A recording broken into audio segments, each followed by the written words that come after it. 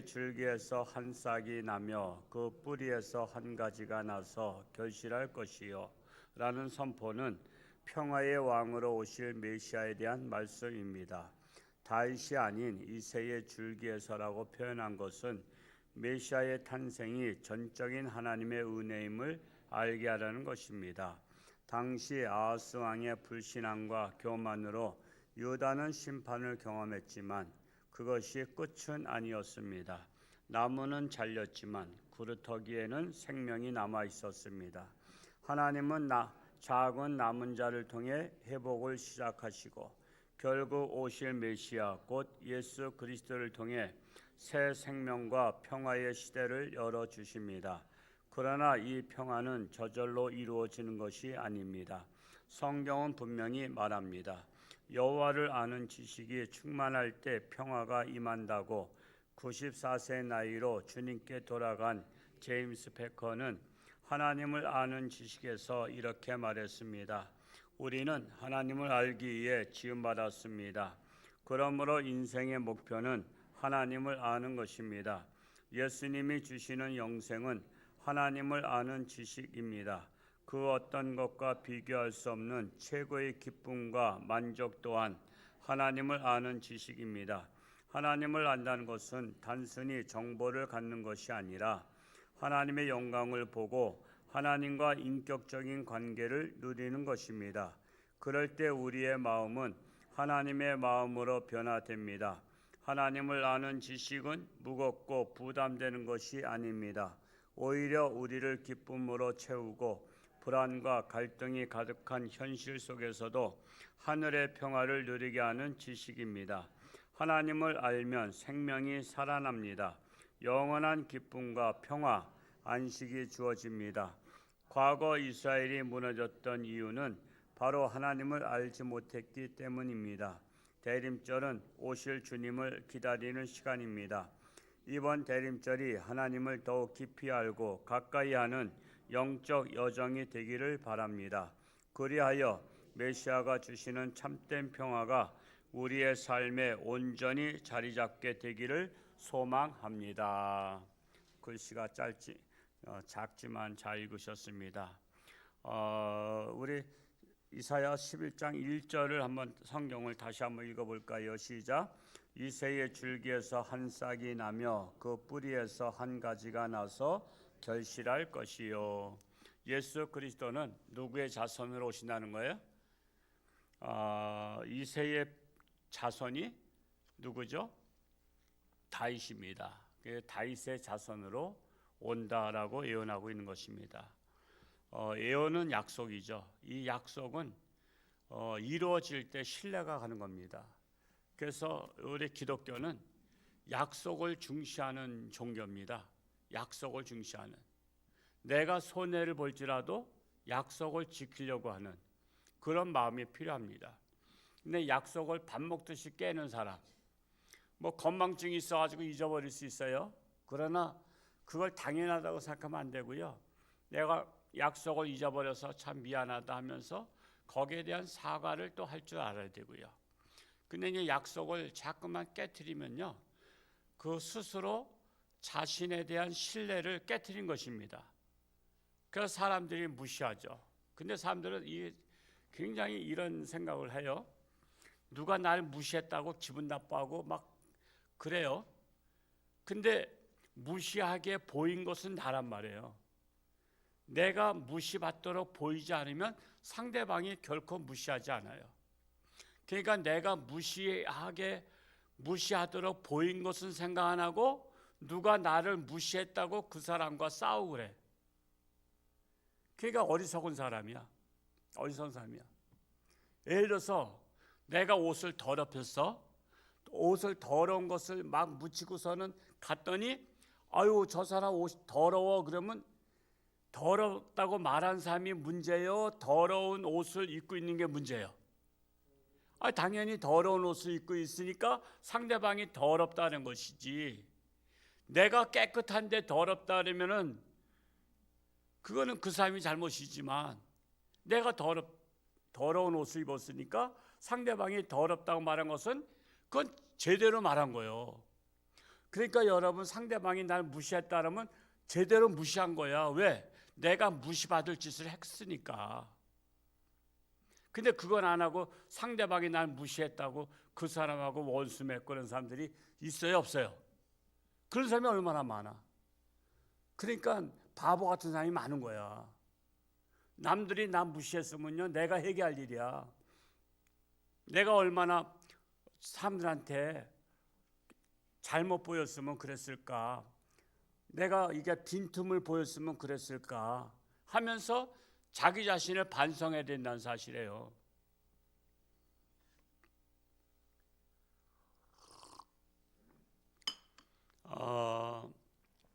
그래서 우리가 살아가면서 특별히 이 세상은요, 6절에서 한번 8절을 한번 또 읽어볼까요? 6절에서 8절 길지만 같이 한번 읽어보겠습니다. 시작. 그때에 이리가 어린 양과 함께 살며 표범이 어린 염소와 함께 누우며 송아지와 어린 사자와 살찐 짐승이 함께 있어 어린아이에게 꿀리며 암소와 곰이 함께 먹으며 그것들의 새끼가 함께 엎드리며 사자가 소처럼 풀을 먹을 것이며 젖 먹는 아이가 독사의 구멍에서 장난하며 젖된 어린아이가 독사의 굴에 손을 넣을 것이라. 이게 무슨 말이냐면 예수님이 오시면 더불어 사는 세상이 된다는 거예요. 갈등과 분쟁이 사라지고 서로 용서하고 화해하는 거예요. 그래서 예수님 닮은 사람은요, 항상 그 용서할 마음의 자세가 있어야 돼. 용서할 마음. 난 저 사람 도저히 용서 못해. 그런 사람은 용서 못 받을 사람이야. 예수님께서 용서를 몇 번이나 하셨어요? 7번씩 70번, 70번씩 7번. 그럼 몇 번이야? 총 490번. 그러니까 우리는 다 용서하라는 거야. 용서를 구하면. 난 눈에 훅이 들어와도 용서 못해. 이런 사람은 예수님과 거리가 먼 사람이야. 그래서 내 마음에 미운 사람이 있으면요, 내가 그를 용서하지 못했구나 생각하시면 틀림없어요. 그래서 우리는 예수님을 닮은 성도는 용서하고 화해하고 그 사랑이 넘치는 성도가 되고 또 나눔의 성도가 되는 것입니다. 그러나 아직도 예수님과 먼 성도는 갈등하고 비판하고 원망, 불평, 남을 깎아내려요. 이런 사람들은 예수님과 거리가 좀 먼 사람이구나 생각하면 틀림없습니다. 그러 오늘 책자에 보면 94세의 나이였던 제임스 패커라는 분이 하나님을 아는 지식이라는 책을 썼는데, 우리는 하나님을 알기 위해 지음을 받았다. 그래서 하나님을 알기 위해서 지음 받았다. 그래서 하나님을 알려면 어떻게 해야 알 수 있죠?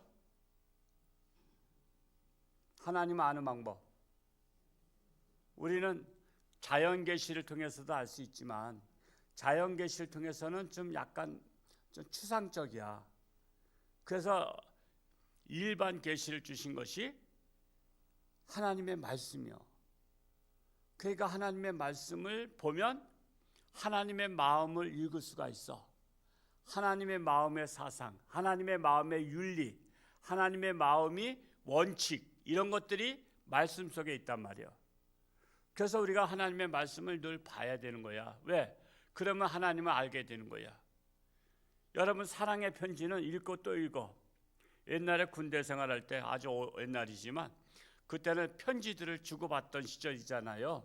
핸드폰이 없던 시절이고 집에도 전화가 있는 집이 많지 않았어. 그러다 보니까 편지를 보내면, 위문 편지를 받으면 그것을 근무 중에 그걸 편지 읽는 거야. 한번 읽고 나서 요즘처럼 버리는 시대가 아니야. 그때는 읽고 또 읽고 읽고 또 읽고 희죽희죽 웃으면서 또 읽어. 왜 그럴까? 연인한테서 편지가 왔기 때문에 그걸 자꾸만 한 번 보고 두 번 보고 자꾸만 보고 싶네. 그 노래가 있었죠? 누구의 노래야? 신중현인가? 뭐 어떤 사람의 노래인데, 우리가 성경을 그래야 된다고. 한 번 보고 두 번 보고 자꾸만 보고 싶네. 그런데 1년 동안에 성경 한 번도 안 보신 분들은 뭐야 도대체? 하나님을 사랑하면 왜 안 봐?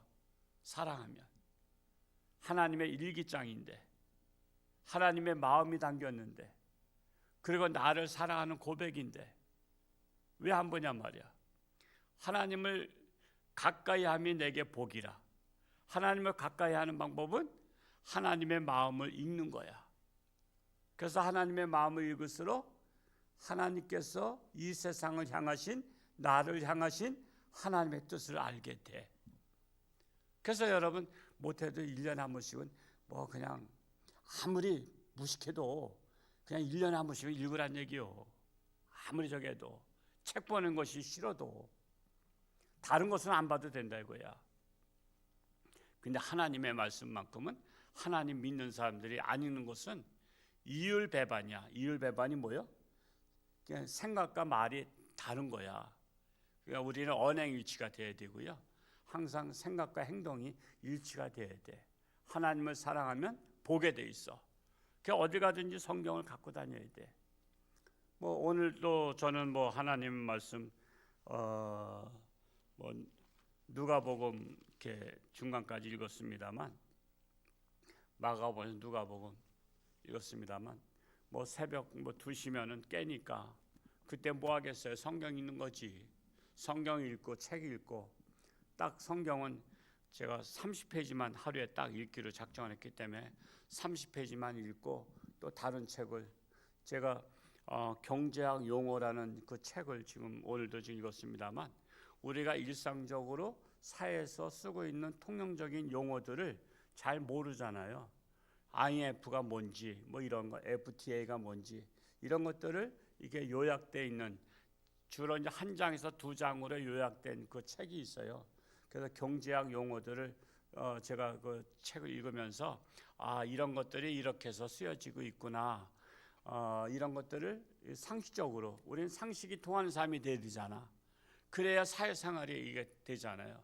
사람은 어떤 사람을 만나도 대화가 될 수 있어야 돼요.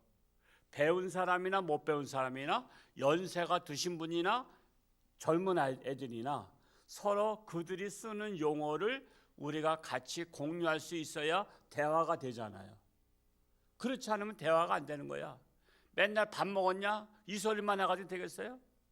맨날 뭐 무슨 밥 먹었냐? 뭐 먹었냐? 맨날 먹는 얘기만 하면 되겠냐 말이야. 그래서 우리는 상식이 통하는 사람이 되어야 되는 거예요. 그래서 저도 끊임없이 나이를 먹었지만, 내가 언제 죽을지 모르지만, 그래도 끝까지 하나님을 좀 더 가까이, 하나님께로 가까이 이렇게 말씀 속에 가다가 결국 에녹과 같이 동행하다가 이제 다 왔다. 그럼 여기 어디예요? 천국이에요. 이러면 되는 것이지 뭐. 그 하나님을 가까이 하는 게 그냥 천국 가는 연습하는 거야. 하나님하고 친할수록 하늘나라 가는 게 좋잖아. 하나님하고 친하지 않으니까 하늘나라 안 가려고 그냥 발버둥 치고 더 살려고 말이야. 그러지. 그 때가 되면 우리 하나님께 부르시면 갈 수 있는 그런 게 돼야 되는 거예요. 하여튼 우리 교회 정말 하나님의 말씀을 통해서 하나님을 가까이 하시고, 또한 하나님과 대화는 뭐라 했어요? 기도를 통해서 하나님하고 주거니 받거니 대화하시고, 이렇게 하면서 하루하루가 행복한 날들 될 수 있기를 축복합니다. 오늘도 승리할 수 있기를 축복합니다. 할렐루야. 고맙고 감사하신 아버지 하나님, 오늘도 새날 주셨사오니 오늘 하루도 하나님과 동행하며 하나님을 가까이 하며 하나님과 대화하며 참으로 우리의 모든 문제들을 하나님과 의논할 수 있는 지혜로운 성도들 되게 하여 주옵소서. 하나님을 가까이함이 내게 복이라고 했사오니 우리 모두가 하나님을 가까이하는 삶을 살기를 원합니다. 아직도 육신의 질병으로 사경 헤매는 살아가는 교우들 긍휼히 여기시고, 하나님의 능력의 손길로 치료하는 광선을 받아사 깨끗함 받고 사는 동안 건강하게 하나님 영광 위에 살게 하여 주옵소서. 우리나라 하나님의 나라가 되게 하시고, 정의가 실현되게 하시고, 진리의 말씀이 실현되게 하시고, 약속을 지키는 나라 되게 하여 주옵소서. 그리하여 우리나라가 세계 복음화하는데 하나님께 존귀한 자로 존귀한 나라로 쓰임받는 우리나라가 되기를 간절히 소원합니다. 특별히 우리 홍천주안교회가 하나님의 마음이 합한 교회가 되어서 하나님의 영광을 나타내며 지역 복음화에 앞장서며 또한 사랑의 나눔을 통해서 이 지역을 따뜻하게 품어주는 우리 홍천주안교회 또한 성도들 되게 하여 주옵소서. 오늘도 저들의 삶 가운데 하나님께서 동행하시고 역사하여 주옵소서. 예수님의 이름으로 축복하며 기도하옵나이다. 아멘.